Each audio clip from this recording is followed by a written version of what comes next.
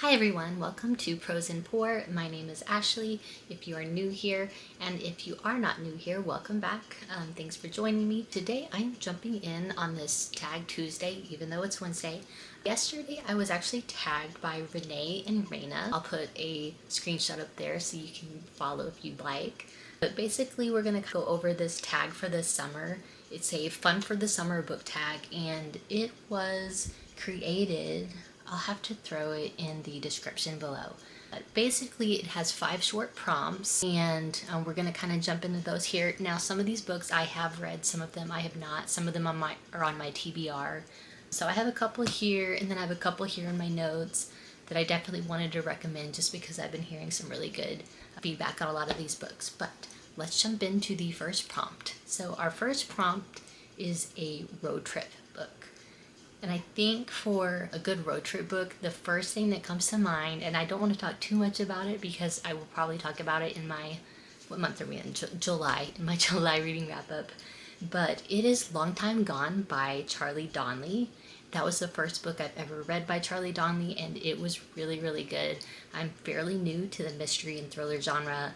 I just don't really like a lot of horror. If you do like some horror and things like that and it doesn't bother you, Beyond Books, Rene, she's got you covered, as well as Charlie with the Pastel Bookshop, and then Tina with Tina Books. But we are following Dr. Sloane Hastings after a DNA test uncovers a shocking truth about her past. So to back up to the beginning of the book, she is a fellow, she is a doctor, and she is assigned to work in this particular specialty. And then she ends up having her own first-hand experience. I felt like it was a page-turner book. I think if you like crime TV, you'd probably like that book. If you are looking to dip your feet a little bit into that genre, mystery, thriller, suspense, I think that's a really good book for you. It's not your traditional road trip novel, but her journey takes you across the country to multiple locations, so I feel like it kind of aligns.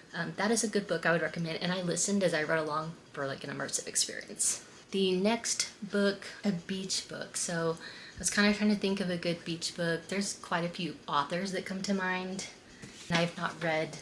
Actually, I've read one of these 3 books that I'm going to recommend. Yours Truly by Abby Jimenez.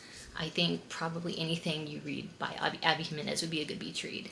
The other 2 books I have are Hello Stranger, which I've not read, by Catherine Center, but I got it because I read The Bodyguard and I really liked it. I thought it was a very unique spin on the rom-com. I thought it was definitely like one of those tropes that you don't see all the time. So definitely check that one out. And they're both pretty short. I think the Catherine Center books are a lot shorter, right? So you could literally take that to the beach for the weekend and probably be done with it. See, a lot shorter, I would say. And then I think those would be the 3 that I would recommend. One of them for sure, The Bodyguard, I can recommend, and probably anything by Carly Fortune. You probably couldn't go wrong with anything by her. And then for number 3, we have to pick a classic book. This is tough because I don't read a lot of classics. But I do have sitting here with me Where the Crawdads Sing, which I've actually never read. But people say that it's really good. I would like to read it. And then, spoiler alert, I bought The Right Stuff for my Book of the Month pick. And I think that I would maybe count that as a classic.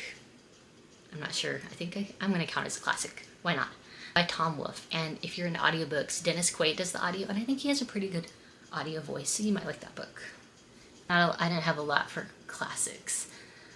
So prompt number 4 is a young adult novel for a niece or a nephew. I don't have any nieces or nephews, but I do have 2 books that I don't remember the spicy level or anything like that. I couldn't tell you. I just know that I devoured these 2 books. But the Crimson Moth series, I usually have to be very immersed when I read fantasy because I get distracted if I don't know how to pronounce a word. Same with historical fiction. If I'm not hearing it, I get tripped up, I lose focus. So this I think I would recommend to nieces and nephews. You might hear from your brother or sister for the recommendation otherwise. And then this is the second book in that series, so they are both equally good. I felt like at the end of the first book, again, I can actually recommend this one, but I felt like it was like you were cinematically in a movie and you were like, no, what's gonna happen next? Saw the scene, the end scene playing out in my head, and I was like, I need to read book number 2 now. And I did in the same weekend. You could maybe, and I have not read these, but Adrienne Young. So let me hold up one at a time. We've got The Unmaking of June Farrow, which is whimsical. I think that could be a safe young adult book, and I'm saying this again without having read it, or Spell for Forgetting. So those two I think would be really good. And then I'm trying to think of anything else. Oh, so with the Crimson Moth, that is going to be like enemies to lovers type trope. So if you don't like that, then I would maybe pick one of these other two by Adrienne Young. And then for prop number 5, this is going to be a quick read. I feel like I'm going to just refer you to a quick listen though. Listen for the Lie by Amy Tintera. So I read that, I listened and I read immersively. I have to read both like this and listening. If it's an ebook, if it's a printed book, and then with audio, and just block out everything. But that was a really good book.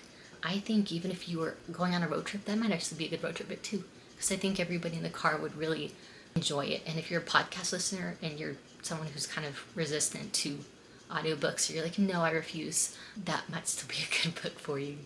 But yeah, those are my top picks for the Fun for Summer book tag. I would love to hear if there's any particular books that come to mind with those prompts. You can throw them in the comments for me, because I am such a mood reader that I might just go take a look at your suggestions if I'm just not in the mood for anything that I have on the shelf. But I think I've given you like a good 5 to 10 books to choose from.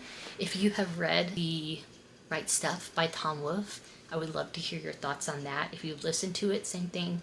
And then same thing with Where the Crawdads Sing. I think I tried to read it and I was having a lot of difficulty following, so let me know your thoughts on that. I think it's considered a classic, so I will probably read that. But other than that, thanks for joining me, and I look forward to hearing what you have to read for the summer. Sorry about the lighting, but yeah, anyway, we'll see you next time. Bye.